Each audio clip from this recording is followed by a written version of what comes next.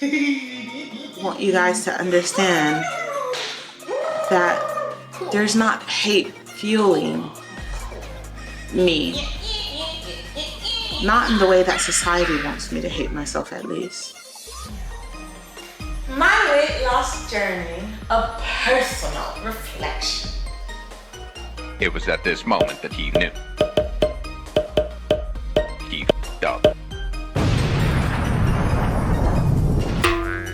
What's up, Jones Knows? It is your girl, Unitedly Random, and today I'm going to be talking a little bit about Mikato's avocados and my own personal weight loss journey over the last 2 years. If that sounds interesting, stick around, and if it doesn't, we have plenty of content for you to check out. 2024 has been a wild year for me and YouTube too. Between Mr. Beast's demise, I don't know, don't ask me, and Nikocato's demise of the scales. I mean, the man lost 250 pounds. As of the time of recording this video, if I lost 250 pounds, I'd be like -8 pounds. Which isn't possible, but hey, my concept of numbers is kind of screwed. I don't understand temperature and I'm 28. Not only is that an insane amount of weight to lose, but he also did it in 2 years. Well, you guys, just like Nick Avocado, I've been off the internet for 2 years, and now I'm back to talk about my progress. And Come here, get closer, zoom in. Let's be real, okay? I haven't been gone for 2 years. I've been here the whole time, but you didn't see me because you're either not subscribed or your notifications are off. Fix that, baby, come on. We're trying to grow to 7,000 by the end of this year.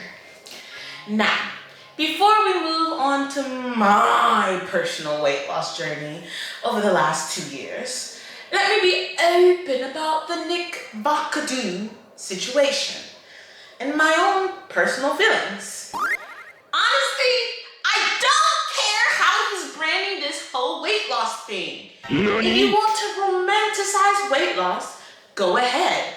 Romanticize the fudge out of it. And who are we to say it wasn't part of his plan all along? Honestly, Nikocado is someone who has the complexities to play the violin. I don't know if it's really the violin, I don't know. But really, maybe he has the complexities to play millions of people and make that ching, ching, ching, check. Who am I to judge when I'm the one who put him in this position? Actually, I'm looking at y'all. I was never a huge Nikocado fan, but I never hated him. I even subscribed at one point just to see his butthole. Yeah, I was on his OnlyFans, and that was a time in my life I'll never forget. I was never really into mukbangs.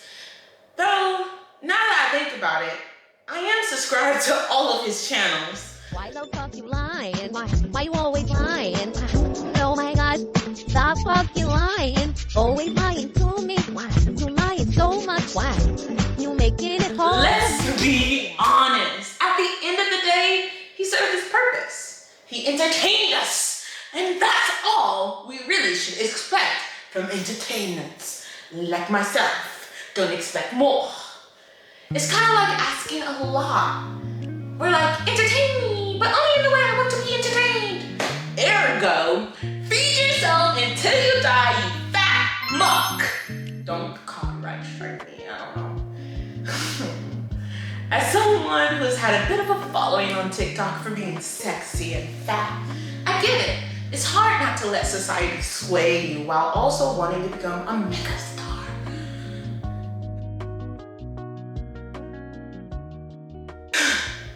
If you're still here, wow. I guess it's my time to share my personal weight loss journey over the last 2 years.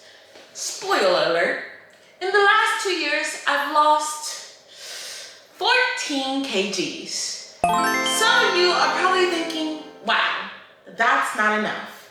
And you're right, I didn't do enough. I do a little, and then I let this overwhelming fear of not doing enough paralyze me. If you look at my channel, you'll see that I've made so many videos talking about weight. I get motivated, give up, get motivated, give up, get motivated, get up.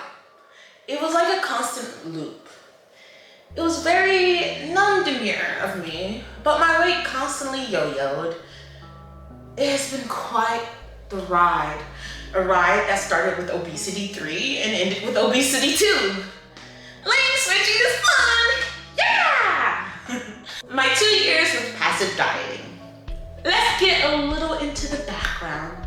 I used to live in America and I weighed 124 kgs. When I left the States, I had this idea that I needed to work on my physical self. In America, I'd spent so much time working on my mental health, but I felt paralyzed by my environment. Devices were way too easy to access. I could smoke, I could drink, which honestly, I probably do more here in China. Not smoking, drinking. I mean, I could smoke here, but nah, I wouldn't. Seems too risky. Plus, I imagine the bud is just like trash. Now, here's the thing. I'm one of those people who wasn't too hard on themselves just for being fat.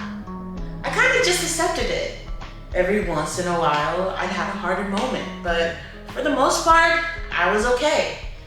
I was the girl in the crop top.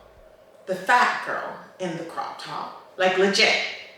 I was the fat girl in the crop tops. And honestly, I felt more confident with a little extra weight on my body. We could say that it's from trauma or body dysmorphia, but whatever it was, that was my reality. If you want a video on body dysmorphia, let me know. Although I am pretty sure something already exists on my channel, I'm very open here. I enjoyed seeing my roles, and it was fun making people angry on the internet just by existing fat.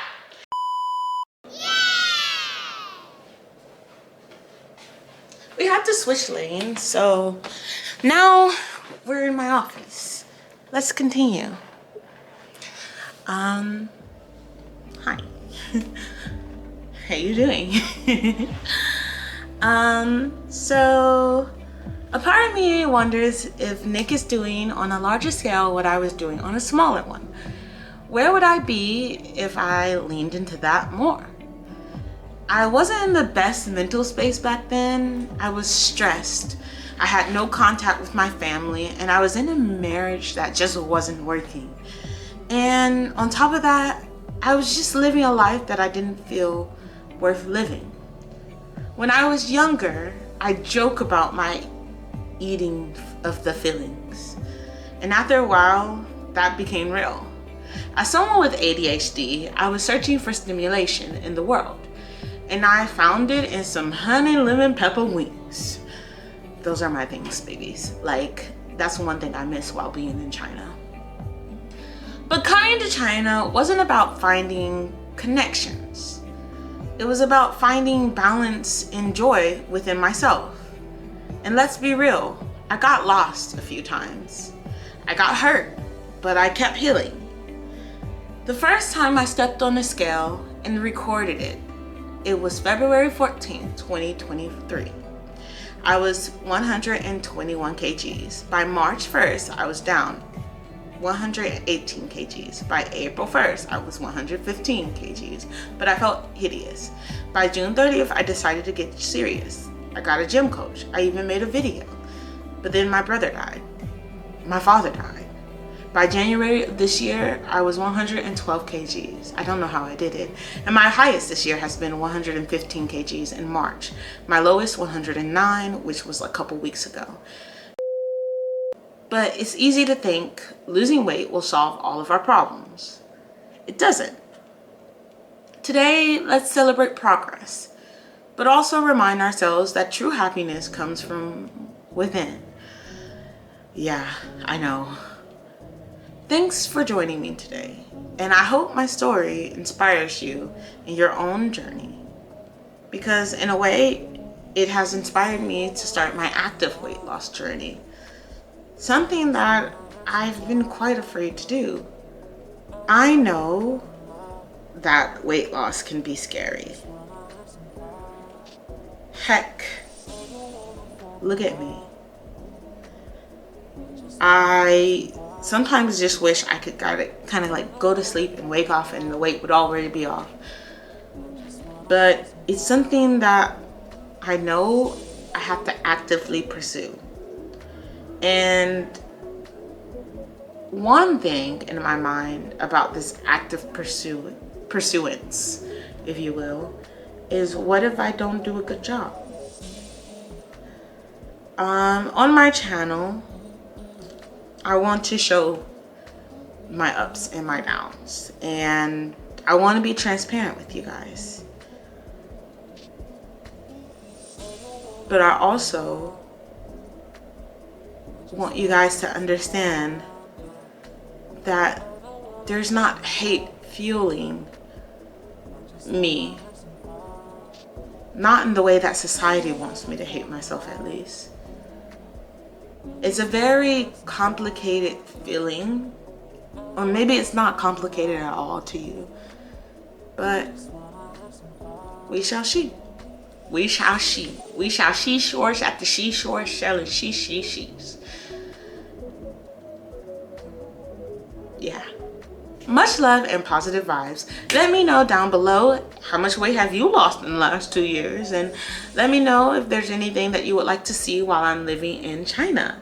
I do plan on starting some type of weight loss journey and showing you guys along the way, but I don't even know if you guys would want to see that. Either way, see you next time. Bye bye.